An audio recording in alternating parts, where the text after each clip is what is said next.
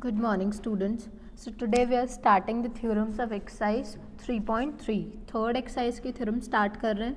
First theorem की statement है prove that any square matrix A and its transpose A dash have same characteristic roots. दोनों की eigen values same आती है.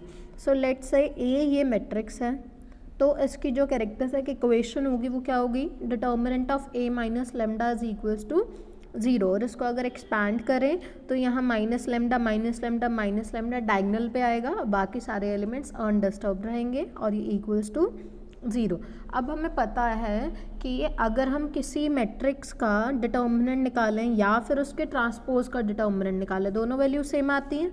तो अगर मैं इसका ट्रांसपोज कर दूँ तो क्या होगा, मीन्स रो की कॉलन बनाना है, कॉलन के रोज बनाने हैं, तो ये आ गया.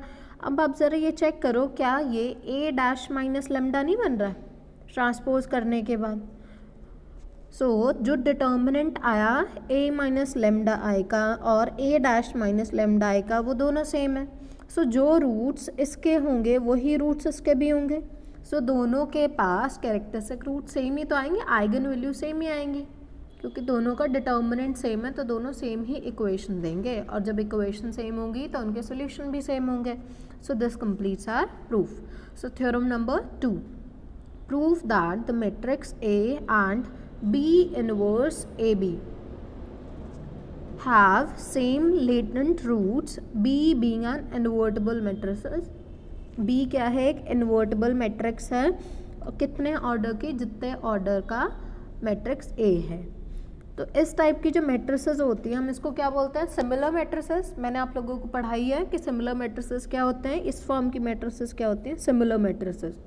सो अब हमें प्रूफ मतलब क्या करना है कि किसी मैट्रिक्स और उसकी जो सिमिलर मैट्रिक्स होती है उसके पास सेम लेटेंट रूट्स आता है, मीन सेम आइगन वैल्यूज आती हैं.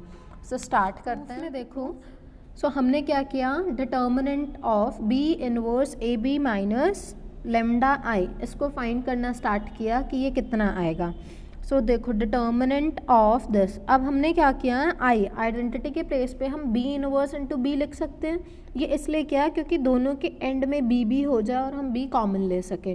सो हमने यहाँ पे ये बी कॉमन ले लिया. सो बी इनवर्स, अब B inverse A into lambda times B inverse. तो ये तो लेमडा तो क्या है, एक स्केलर वैल्यू होती है, कांस्टेंट होता है 1 2 3 4.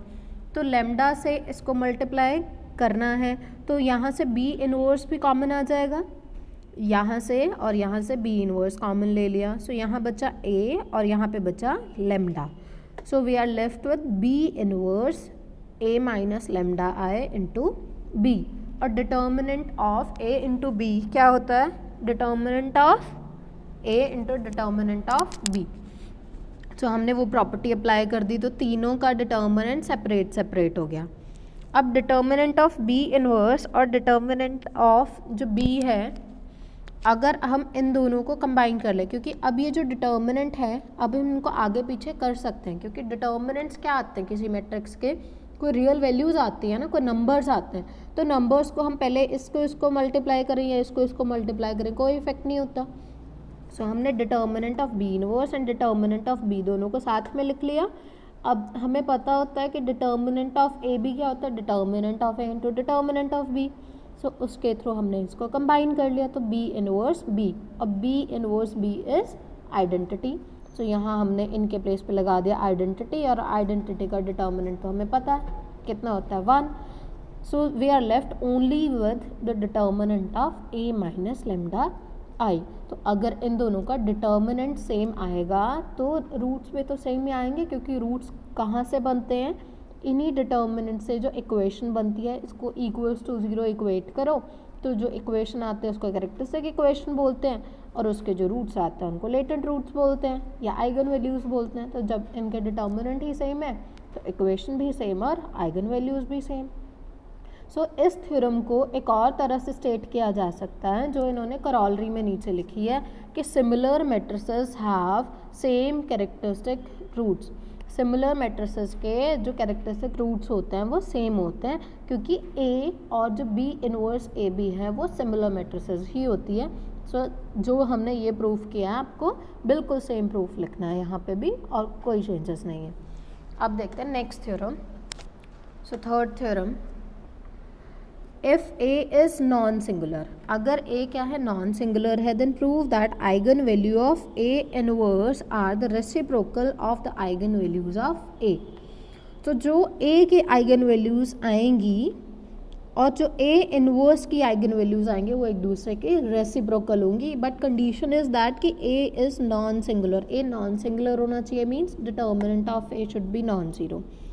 सो let lambda be the eigen value, lambda eigen values ले लिया और उसके कॉरस्पॉन्डिंग जो वेक्टर ले लिया वो एक्स ले लिया। So A X is equals to lambda X. Now pre multiplying both sides by A inverse, हमने यहाँ से सिर्फ एक्स फाइंड करना है, तो एक्स फाइंड करना है तो इस ए को हटाना है, तो pre multiply by A inverse कर देंगे तो ए हट जाएगा, क्योंकि A inverse into A is identity. So जो एक्स की वैल्यू आई that is lambda times A inverse into X, ठीक है, ये आई हमारी वैल्यू। सो हमें तो क्या चाहिए, हमें ये शो करना है कि ए इनवर्स की जो कैरेक्टरिस्टिक वैल्यूज़ हैं वो किसके रेसिप्रोकल है, ए के। तो मतलब हमें इनडायरेक्टली फाइंड क्या करना है, ए इनवर्स की आइगन वैल्यूज़।